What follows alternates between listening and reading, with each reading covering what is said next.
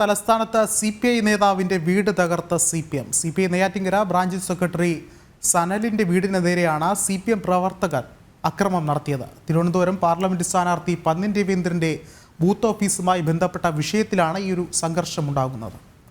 കൂടുതൽ വിവരങ്ങളുമായി MK വിനോദ ചേർന്നുണ്ട്. വിനോദ്, ഒരുപക്ഷെ ഈ ഒരു തെരഞ്ഞെടുപ്പ് കാലത്തും CPMന്റെ അക്രമ രാഷ്ട്രീയത്തിനല്ലേ രാഷ്ട്രീയ കേരളം സാക്ഷിയാകുന്നത്? തീർച്ചയായും വിഷ്ണു, നമുക്കറിയാം CPM CPI തർക്കം പല കാലത്തും നിലനിൽക്കുന്നതാണ്. ഒരേ ഘടകകക്ഷികളാണെങ്കിൽ പോലും ഇവർ തമ്മിൽ വലിയ ഏറ്റുമുട്ടലും അതേപോലെ തന്നെ സംഘർഷവും ഒക്കെ നിലനിൽക്കുന്ന സാഹചര്യമുണ്ട്. ഇപ്പോൾ ലോക്സഭാ തെരഞ്ഞെടുപ്പ് എത്തിയിട്ട് പോലും ഇവർ തമ്മിലുള്ള ഐക്യം അത്ര ഫലപ്രദമല്ല എന്ന് വേണം കാണാൻ. നെയ്യാറ്റിൻകരയിലാണ് ഇപ്പോൾ ഈ വിഷയം രൂപപ്പെട്ടിരിക്കുന്നത്. നെയ്യാറ്റിൻകരയിൽ പന്ന്യൻ രവീന്ദ്രന്റെ ബൂത്ത് ഓഫീസ് കെട്ടുന്നതുമായി ബന്ധപ്പെട്ട് CPM CPI തർക്കം ഉടലെടുക്കുകയായിരുന്നു.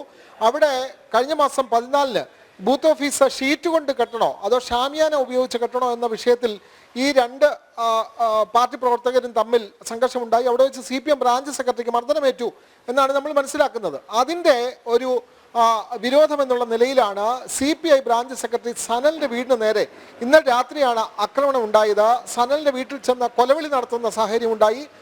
സനൽ വീട്ടിൽ നിന്നും ഇറങ്ങി വരാത്തതിന്റെ വൈരാഗ്യത്തിന് സനലിന്റെ വീടിന്റെ മുറ്റത്ത് കിടന്നിരുന്ന, അതായത് സനൽ ഓടിച്ചിരുന്ന പിക്കപ്പ് വാൻ കത്തി കൊണ്ട്, കയ്യിലുണ്ടായിരുന്ന ആയുധം കൊണ്ട് വെട്ടി തകർക്കുന്ന ഒരു സംഭവം ഉണ്ടായിട്ടുണ്ട്. എന്തായാലും CPMഉം CPIയും തമ്മിൽ വലിയ വിഭാഗീയത നിലനിൽക്കുകയാണ്. പോലീസ് സ്റ്റേഷനിലേക്ക് വരെ പരാതി തയ്യാറാക്കിയതാണ്. പക്ഷേ CPMന്റെയും ഒക്കെ ജില്ലാ നേതാക്കൾ ഇടപെട്ട് ഈ പ്രശ്നം താൽക്കാലികമായി പരിഹരിക്കാനുള്ള ശ്രമം നടത്തുന്നുണ്ട്. കാരണം തെരഞ്ഞെടുപ്പ് ആയതിനാൽ അത് അവർക്ക് നാണക്കേടാണ് എന്നറിയാം. പൊതുവെ തിരുവനന്തപുരം മണ്ഡലത്തിൽ CPM അത്ര സജീവമല്ല. കാരണം CPIയുടെ സ്ഥാനാർത്ഥിയാണ് മത്സരിക്കുന്നത്. CPMന്റെ പ്രവർത്തകരെല്ലാം ആറ്റിങ്ങലിലേക്ക് കേന്ദ്രീകരിച്ചിരിക്കുന്നു. തിരുവനന്തപുരത്ത് പന്ന്യൻ രവീന്ദ്രന് വേണ്ടി CPM പ്രചാരണത്തിൽ കാര്യമായി ഇറങ്ങുന്നില്ല എന്നുള്ള ആക്ഷേപം CPIക്കുണ്ട്.